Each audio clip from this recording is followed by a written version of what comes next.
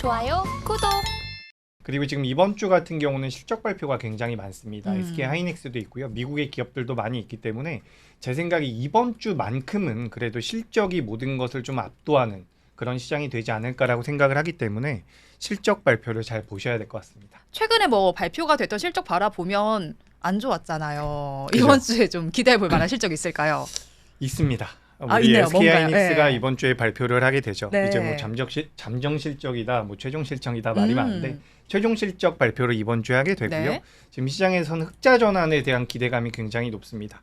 근데 제 생각에는 흑자 전환까지는 기대를 안 하시는 게 좀 낫지 않을까. 그러니까 흑자 전환이 되더라도 된다면 좋지만 흑자 전환보다는 어쨌든 계속해서 적자가 나고 있었던 상황이기 때문에 적자 폭을 확실하게 줄여준다라고 한다면 올해 1분기, 2분기에 대한 기대감 때문에 뭐 SK 하이닉스를 비롯한 반도체 관련주들은 주가 흐름이 좀 더 지속될 가능성이 있다.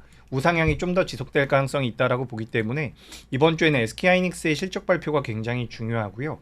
그리고 이번 주 금요일 같은 경우는 이제 미국에서 PCE 발표가 있습니다. 네. 최근에 이제 물가가 잘 잡히면서 뭐 경기도 튼튼하다라는 그런 내용 때문에 미증시는 굉장히 좋았죠. 지난주 금요일 같은 경우도 미증시는 뭐 S&P 500이라든지 나스닥 관련 지표 같은 경우, 지수 같은 경우도 신고가를 돌파를 했거든요. 네.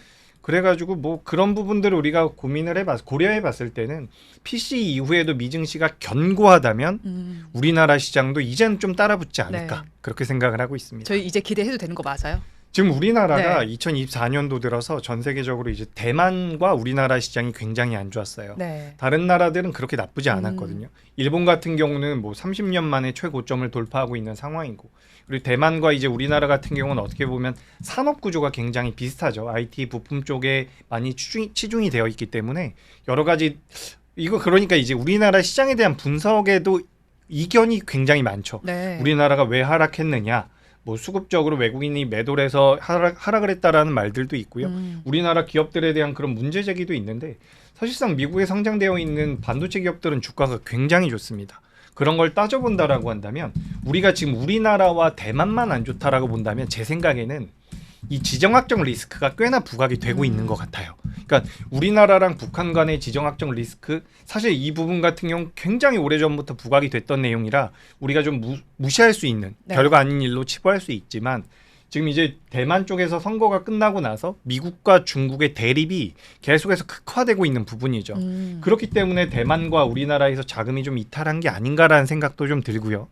이건 좀 음모론에 가까운 이야기일 수도 있는데 네. 시장 일각에서는 이제 공매도를 금지했다라는 내용이 나오면서 공매도 금지를 했기 때문에 선물에 대한 저평가가 이루어지고 저평가가 되어 있는 선물을 매수하면서 고평가가 되어 있는 현물을 매도한다. 좀 어려우실 수 있겠지만 이제 개인 투자자분들께서는 주식 매매를 많이 하시죠.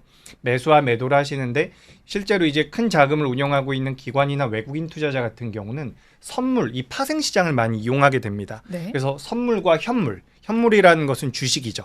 현물과 선물, 현선물의 가격차를 이용해서 매매를 많이 하게 되는데 거기에서 이제 공매도를 치지 못하기 때문에 선물이 저평가가 되고 저평가가 되어 있는 건 사는 거고 고평가가 되어 있는 현물은 파는 거죠. 네. 그러니까 주식을 팔았다라는 말이 있습니다. 그래서 그런 내용들도 시장에 있는데 제가 봤을 때는 지정학적 리스크가 은근히 많이 반영이 됐다라고 보고 있어요. 그래서 우리나라와 대만이 좀 안 좋았고 그래도 이제는 우리나라가 어쨌든 산업 구조상 반도체 쪽이 강하기 때문에 이런 부분들이 시장에서 부각이 된다라고 한다면 저는 그래도 저점대를 잡아갈 것이다라고 생각을 하고 있습니다. SK 하이닉스 좀 많이 짚어주셨잖아요. 그런데 오늘도 52주 신고가를 돌파하는 흐름이 나타났거든요. 지금 관심 가지시는 분들이 많을 것 같아요. 접근 괜찮을까요? SK 하이닉스요? 네. 저라면 사지 않습니다. 흐름에 편승하지 왜 그런 못하는 거예요. 거냐면 네. 지금 SK 하이닉스 같은 경우는 이제 등락률 면에서 우리가 좀 따져봐야죠. 저는 사실 삼성전자도 잘 사지 않습니다.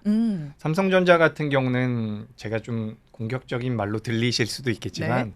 삼성전자는 어쨌든 우상향을 할 거예요. 중장기적으로 본다면 삼성전자와 SK 하이닉스에 대해서 저는 한치의 불만도 없습니다. 네. 다만 이제 우리가 주식 투자를 하면서 수익을 낸다라는 관점에서 봤을 때 앞으로 얼마나 올라갈 수 있을지를 우리가 고민해 본다면 기대되는 수익률 자체가 좀 제한적일 가능성이 높아요. 그러니까 예를 들어서 현대차가 3% 상승을 하면요. 네. 현대차의 밴드 업체들은 10%가 올라갑니다.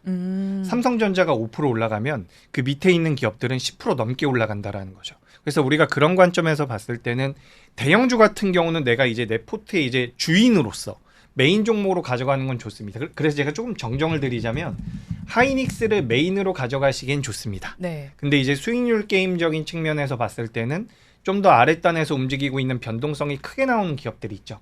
이런 기업들이 저는 좀 더 유리하다라고 보고 있기 때문에 규모가 좀 작은 기업들 중에서 탄력적으로 움직일 수 있는 기업들을 좀 보시는 게 좋을 것 같고요. 그런 관점에서 봤을 때 시장에서 부각이 되는 종목군들 굉장히 많죠. 오늘은 매커스가 굉장히 탄력적이고요. 어보브 반도체라는 기업도 굉장히 탄력적으로 움직이고 있는데 매커스 같은 경우는 어떻게 보면 AMD 쪽과도 많이 연동이 되어 있는 네. 기업입니다. 그래서 AMD와 관련되어 있는 기업이 우리나라에 없다라고 이야기를 하는데 매커스 같은 경우는 관련이 좀 있다라는 말씀을 드리고요. 그 매커스 같은 경우는 과거에 정치 테마로 많이 움직였어요. 그렇기 때문에 기업 자체가 안 좋다라고 생각하시는 분들도 계신데 기업도 굉장히 좋습니다.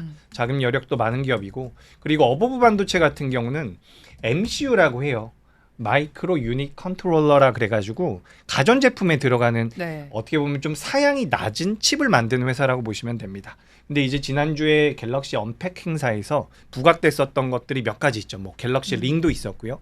그리고 이제 오늘도 계속해서 나오고 있는 부분들이 삼성전자에서 모든 제품에 이 AI 기능을 탑재하겠다라는 내용들이 나왔죠. 네. 그래서 가전제품에도 이제는 이런 칩들이 들어갈 가능성이 높은데 어보브 반도체가 만드는 그 MCU라고 하는 것이 가전제품에 들어갑니다. 그래서 거기에 대한 메리트가 시장에서 좀 부각이 되는 것 같고요.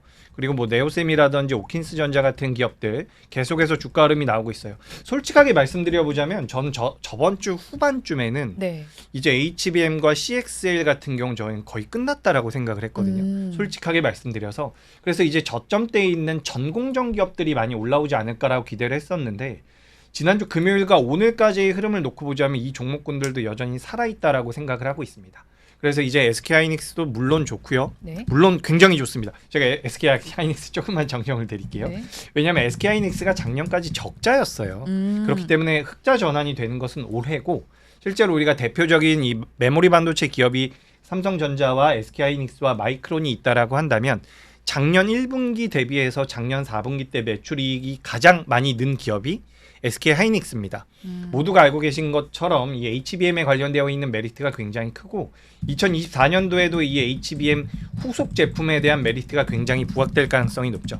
그래서 SK하이닉스 좋은데 더 좋은 것은 우리 개인 투자자분들 입장에서 많이 올라가는 종목 아니겠습니까? 네. 그러면 좀 더 종목 규모가 작아서 탄력적으로 움직일 수 있는 종목들을 보시는 게 어떨까? 이렇게 말씀드리도록 하겠습니다.